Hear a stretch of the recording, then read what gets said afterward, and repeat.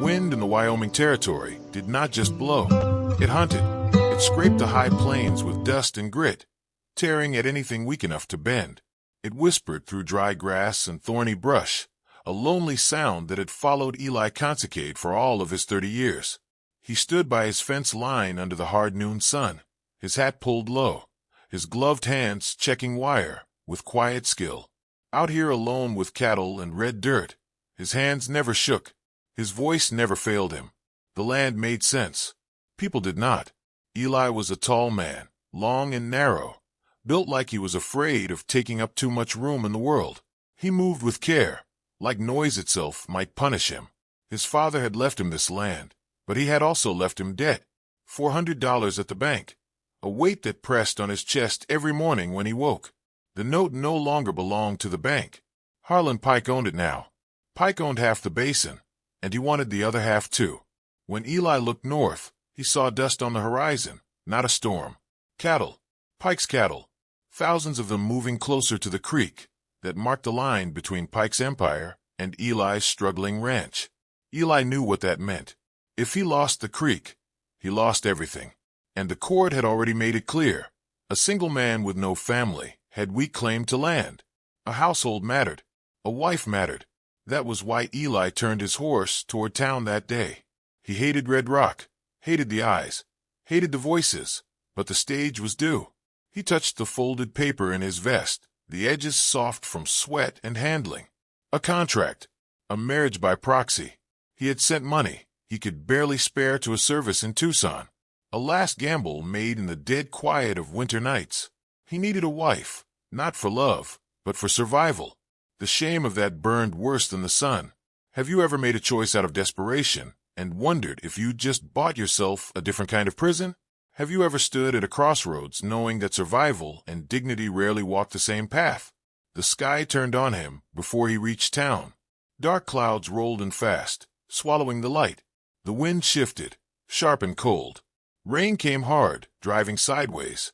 Eli tied his horse outside the station and stood under the overhang, arms tight to his chest. Men shouted. Shutters slammed. Laughter drifted from the saloon porch. He felt eyes on him. Or maybe he only imagined them. When the stage finally arrived, it came out of the storm like a wounded animal. Horses screaming, wheels skidding through mud. A salesman jumped out and ran for cover. Then there was a pause. A small boot appeared. Worn leather. Cracked heel. She stepped down slowly into the rain. She did not run. She stood there, steadying herself, rain soaking her dark gray dress. She was thin, sharp. Her shawl was pulled tight, her bonnet low, but strands of copper hair clung to her cheek. Her eyes were green and watchful, not lost, not soft. Eli forced himself forward. His boots sank into the mud. He pulled off his hat, rain soaking his hair at once. "Miss Vale," he asked. His voice cracked. He hated that. She turned and studied him. Not his face first, but his hands, his belt, his eyes. "Mr. Consecaide," she said. He nodded. He could not hold her gaze. He pointed toward his wagon. "We should go. The creek rises fast." She paused. Two women under the store awning stared at her, whispered, not quietly enough. "That's her. Saloon trash. He must be desperate." Eli flinched. He waited for her to break. She did not. She lifted her bag, small and battered. "I am ready." The bag was light. Too light. Eli took it without comment and helped her onto the wagon. His hand brushed her arm. She stiffened. He pulled back at once. "I am sorry," he said. "It is fine," she replied, staring ahead. The ride home was long and silent. Rain turned ruts into rivers. Eli focused on the horses, speaking to them low and calm. She watched the empty land slide past, wide and quiet and unforgiving. This silence was worse than noise. If someone screamed here, no one would hear. The house appeared at dusk, small and weathered, tucked against a rise. Eli helped her down and led her inside. Warmth met them, fire, coffee, clean floors, simple furniture. "I sleep in the loft," he said quickly. "That room is yours." She stepped inside the bedroom. A narrow bed, a quilt, a chest. On a shelf sat a small wooden horse and a faded red ribbon. She reached out. "Do not," Eli said sharply. She froze. He crossed the room and shoved the items into a drawer, hands shaking. "I'm sorry," he said, his back to her. "They are old." "It is all right," she said quietly. They ate stew in silence. Outside, the storm passed, leaving a heavy stillness. The lamp cast long shadows. Eli washed dishes with his back turned. The air tightened. She stood. "Mr. Consecaide," she said. "Eli," he corrected softly. She took a breath. Her hands trembled as she unbuttoned her collar. "I know what is expected," she said. "I am your wife now." Eli turned pale. "Clara," he said, voice rough, "what are you doing?" "I want to be a good wife," she said, stepping closer, eyes down. Shame burned her face. "No," Eli said. The word broke from him like pain. She stopped. "I will not touch you," he said. "Not unless you choose it. Not ever unless you want it. You are safe here." The room went very still. She shook. "I do not know how to be safe," she whispered. Eli moved slowly, hands gentle on her arms. "We will learn," he said. "Together." She leaned into him, just enough to rest her forehead against his chest. For the first time, she did not count the seconds until escape.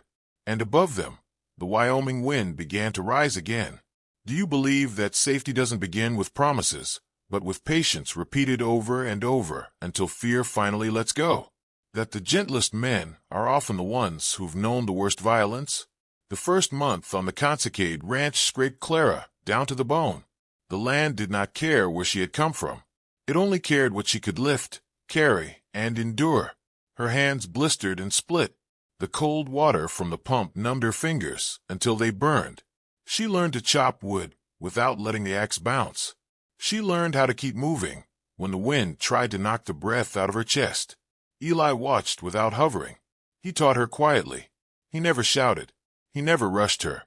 When she did something wrong, he showed her again, slow and patient. That patience made her uneasy. In her life, patience usually meant something worse was coming later. But days passed. Weeks passed. The explosion never came. The town was harder. When they rode into Red Rock for supplies, the silence followed them like a shadow. Eyes tracked Clara as she walked the store aisles. The clerk smirked and said items were reserved. Eli stepped in without raising his voice. He paid. He stood between her and the stairs. Outside, Clara told him he did not have to do that. "You are my wife," he said. "They do not get to speak to you that way." She wanted to believe him. She wanted words to matter. But she had seen how power worked. She had learned that truth bent for men like Pike. The pressure grew. Papers arrived, notices, claims about water rights. A deputy rode out and hinted at fines. He smiled too easily. He tipped his hat to Clara and asked where he had seen her before. Eli's jaw tightened, but he said nothing. When the man left, the dust hung in the air like a threat. Then it turned physical. Clara went into town alone one afternoon. She told Eli she could handle it. On the way back, a hand grabbed her wrist and dragged her into an alley. The man smelled of beer and sweat. He laughed and spoke like she was an object he had already paid for. She went still. She reached for the small knife she kept hidden. A voice cut through the alley. "Let her go." Eli stood at the mouth of the alley, empty hands, body coiled tight. The man laughed and shoved Clara. He reached for his gun. Eli moved. He blocked the arm, drove a fist into the man's chest, and slammed him into the wall. He held him there, eyes burning. He did not shout. He did not curse. "If you ever touch her again," Eli said, low and shaking, "I will not stop." He dropped the man and turned to Clara at once. The rage vanished from his face like it had never been there. "Did he hurt you?" he asked. She shook her head. The ride home was fast and silent. At the ranch, Eli shook. He said he was dangerous. He said he was like his father. Clara snapped back that he was wrong. She told him she chose him. They stood in the cold twilight, breath rising, anger and fear tangled tight between them. That night, the truth came out. Eli told her about his father, about the violence, about the fear that lived in his blood. Clara listened. She told him a man afraid of hurting others was not a monster. A monster did not care. The attacks shifted. Fences were cut at night. Cattle wandered into bad country. They rode for hours in the dark. turning the herd back from cliffs and ravines. At dawn, Pike's foreman appeared on the ridge with a smile and words that tasted like poison. He hinted that maps changed, owners changed. He stared at Clara too long. Eli held his ground. He chose restraint. Clara saw how much it cost him. Then the rope came. Clara was at the creek when a loop dropped over her shoulders and yanked tight. She was dragged to a tree. A masked man pressed close and whispered that this was a warning. He cut her arm just enough to bleed. He said next time the rope would go over a branch. When Eli saw her, something inside him went empty. He loaded his guns in silence and said he would kill them all. Clara stopped him. She told him that choosing not to kill was not weakness. She told him she needed a living husband, not a dead hero. She told him he had already won the hardest fight. They decided to leave, to ride to Cheyenne with the evidence Clara had kept hidden. Letters, pages from a ledger, names and payments. Proof that Pike bought law and land with stolen cattle and blood money. They planned to go at night. Pike moved faster. Fire bloomed in the dark. The hay yard burned like a signal flare. Winter feed went up in smoke. Eli stood at the window, face stripped bare of fear. "Get the letters," he said. "We ride now." They ran. Snow came early. The cold cut deep. They rode hard, camped light, watched the horizon. Cheyenne rose from the plains like noise and smoke and stone. The courthouse smelled of wood polish and tired men. The clerk sneered. The lawyer listened. They needed a witness. They found one. Then the law found Clara first. A warrant from Red Rock. A lie wrapped in paper. The charge was theft. The plan was simple: discredit her, silence her. Eli nearly drew his gun in the street. Clara stepped forward and surrendered. The cell was cold. The courtroom colder. They laughed at her past. They tried to break her with it. Clara stood and told the truth anyway. Eli spoke after her. The judge listened. The hearing was delayed one day. They needed the ledger. They broke into Pike's rooms that night. Clara moved like a shadow. She found the book. Pike found her. She ran. They rode for their lives with the ledger in the saddlebag. Shots cracked the night. Bells rang. They reached the ranch at dawn. Dust clouds rose on both horizons. Pike's men, the sheriff's posse. Eli barred the door. "Load the rifles," he said. Outside, horses thundered closer. Inside, Clara hid the book under the floor. They stood together in the dark, backs to the wall, waiting. The Wyoming wind howled, and the siege began. The gunfire tore into the ranch house like a storm made of iron. Bullets punched through wooden glass. Splinters flew across the room. Eli worked the rifle with steady rhythm, his jaw set, his body moving on instinct.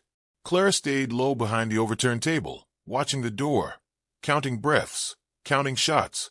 Fear was there, sharp and real, but it did not own her. Outside, Pike's voice carried over the chaos, smooth and cruel. He called Clara a mistake. He told Eli to send her out. He promised land and peace if Eli gave her up. Eli did not answer. He looked at Clara once. She met his eyes and nodded. That was enough. The shooting shifted. Shouts rose, confused and angry. Then a new voice cut through the noise, loud and commanding. Federal law. Orders to stand down. The gunfire slowed, then stopped. Eli peered through the broken boards. Riders had entered the yard from the south, not Pike's men. A lawyer from Cheyenne, a federal marshal, and behind them townsmen who had stayed silent for too long. Pike panicked. He threw fire instead of words.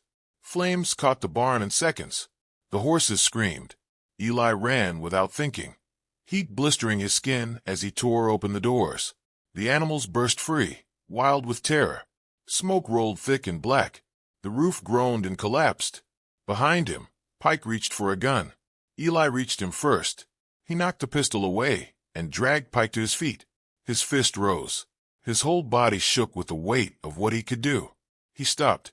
"I am not you," Eli said, and shoved Pike into the dirt. The marshal took him away in irons. The barn burned to nothing. They stood in the ashes, shaking alive. The ranch was scarred, but the house still stood. The ledger came out from under the floor. The truth finally had daylight. Winter was brutal. Hay was scarce. Hands cracked and bled, but the law moved faster than the snow. Pike was convicted. His land was seized. The creek belonged to the Consecaid's again. The town did not change all at once. Some nodded now. Some still turned away. Clara stopped trying to earn their kindness. She earned her peace instead. They rebuilt slowly, board by board, fence by fence. When a frightened boy hid in the new barn, they fed him and gave him work. The ranch grew quieter, stronger. Nightmares came sometimes. Clara woke shaking. Eli held her and spoke until the fear passed. He did not try to fix her. He stayed. Spring arrived rough and muddy. Green pushed through the scars. The cattle grew fat again. Water ran clear. One evening, as the sun sank low, Clara stood in front of Eli and smiled. Not the careful smile she used to survive, but a real one. "I am your wife," she said softly. "Can I?" Eli laughed, warm and full, and pulled her close. "Yes," he said. "Always." They sat on the porch as stars filled the sky. The wind still moved across the plains, hard and honest. The land was harsh. The past was heavy. But they were not alone. And that was everything. Do you believe that the deepest love is built not in moments of passion, but in months of proving you're safe? That "I will not touch you unless you choose it" can be more romantic than any grand gesture, and that the moment a scared bride finally says, "Can I?"